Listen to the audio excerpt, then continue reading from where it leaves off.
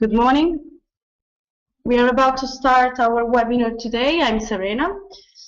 Today we are going to talk about an application, a cross application between the EMG and another device that most of you already know, that is the GWalk. As usual, for the one of you who is the first time attending to this kind of webinars, of lessons, I ask you to give me a feedback in case you have any issue in the audio feedback. We will start having a first part of the presentation competing on a PowerPoint presentation, and then on the second part we are going to switch on the real application. So we are going to perform a small acquisition here in our lab in order to show you practically how the exam can take place. First of all, it's very important to understand why in the last 20 years clinicians and researchers are so focused on the importance of the analysis of the walking pattern. For sure, it's something that we do every day. So walking is a very common movement. It's something that we do without any involvement, particular involvement, but we do very naturally. But it's really important as a movement because it can give us the information about the state of health or even the age of a person. So, for example, we can understand from a particular walking pattern if the person is getting older, so maybe the walk will be slower, or if the subject maybe can start shuffle, or maybe if we look at a person walking, dragging one of their legs, it can be maybe an affection due to a stroke suffered by the patient, or an injured knee or an injured hip can define a huge asymmetry in the walking pattern. So as I was telling you, the clinical research at the very first beginning recognized the importance of the gait information. Of course, this need from the research field switched over the years over the clinical and the medical field, in which, of course, the gait information is important, but is rarely used as an input because it's not based on quantitative evaluation. So what is the need right now is to quantify the person gait, and having a very strong, this is going to be a very strong clinical need. Of course, the way to analyze the walking is very different, and it's huge in the application because due to the importance and the complexity of this kind of movement, we can investigate and understand if something is going wrong on the subject at different levels. So we can analyze the special temporal parameters, we can go through the electrical muscle activity or the walking kinematics and kinetics. Of course, all these levels can be used, can be analyzed, can be assessed as a standalone solution, or we can make an interference between them and try to make a cross-analysis between all the parameters and levels that we can find. So all this information, as I was telling you, can be combined in order to get a better assessment of the patient. And this is the reason why BTS has created different integrated solutions in order to assess at multiple levels, in this case, the walking pattern. So, as usual, okay, after all this great discuss from where to start. And we create different levels. At the very first level, we have the BTS GWalk that we already spoke about in my last webinar. And at the second level, the topic of this today's session, the BTS FREEEMG. BTS FREEEMG is a system created for a functional evaluation of walking, providing objective and quantitative data related, in this case, and focused on the muscle activity. So is the connection between the very focus that will be the dynamic EMG analysis, normalized and normalized by the special temporal parameters detected by the G sensor.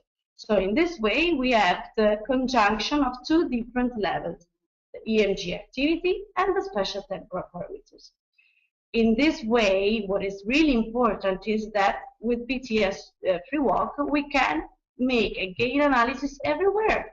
So we can do it in the lab, we can do it in the studio of the clinician, we can do it in the hospital ward, in the gym, wherever we want to take it place. Because the technology that stands on the base of the PDS Free Walk is wireless device.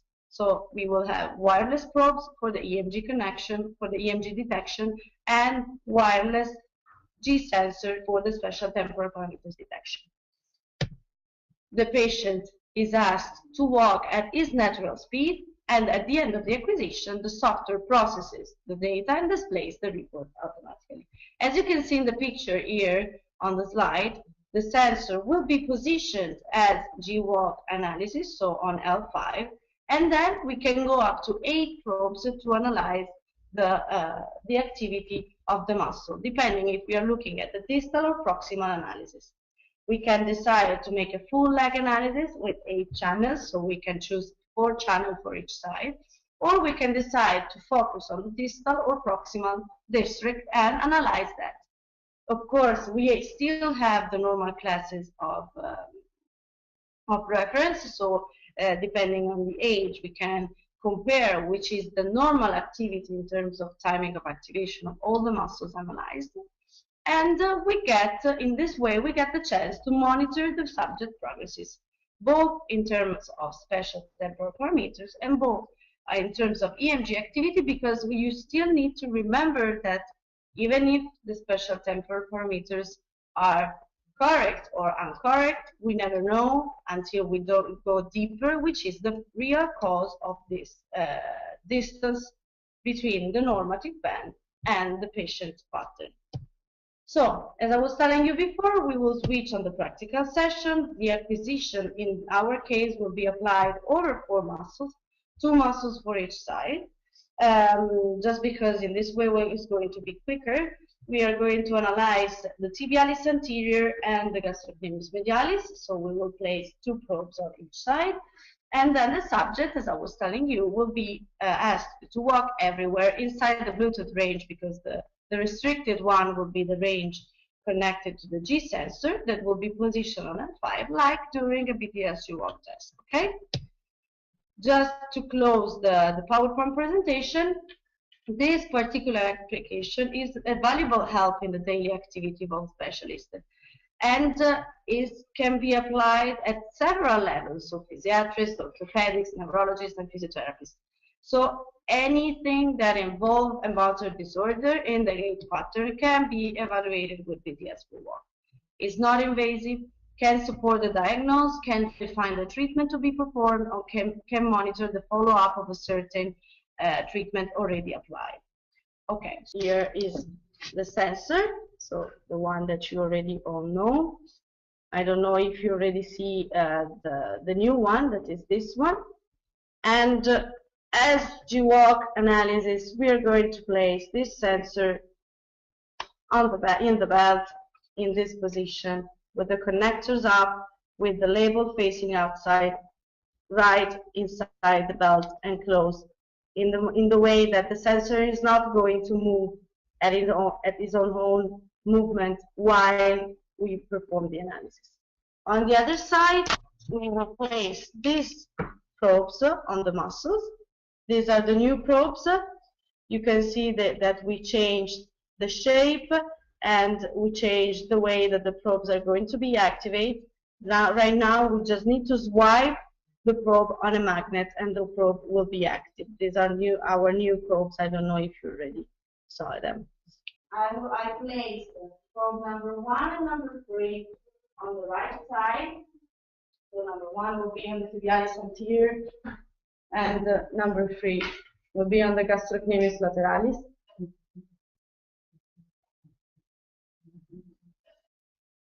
And now that all the probes are connected, okay, we can start. I will type the walk test. I click on acquire. The interface that we have is still the same. I just look at all channels. I reduce the scale. And when I want to start, I click on start recording. and my colleague can walk.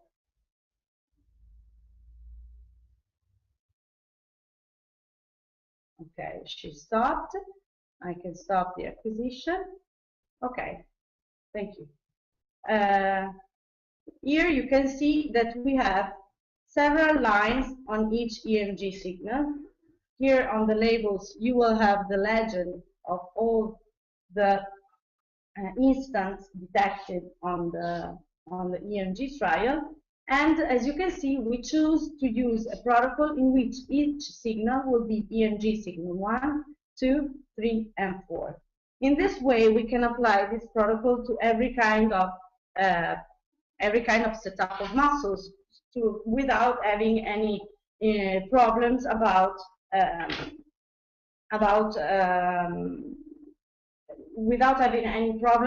creating a protocol for each setup of muscles. So we save the data.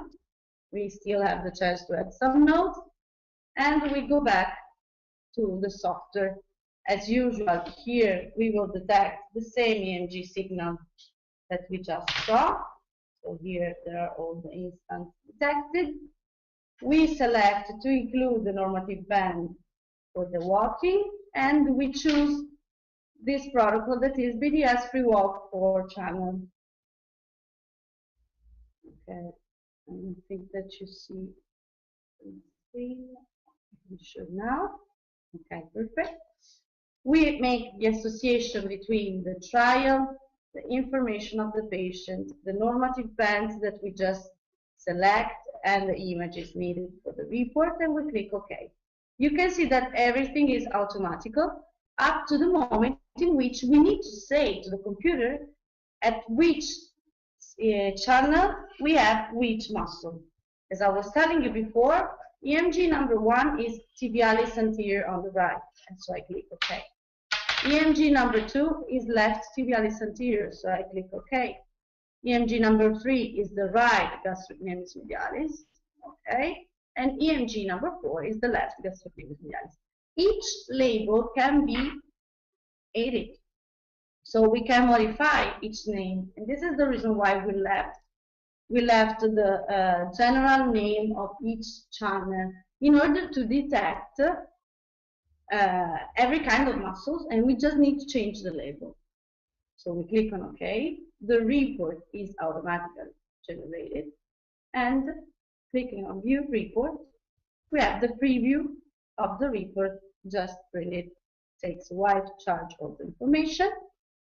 Here you can see that we have the surname, the name, the pathology, the date of the session, and so on. Here you can see that we have the information of the temporal parameters: stance phase, swing phase, stance time, swing time, stride times, and cadence, compared to the normative band here on the side.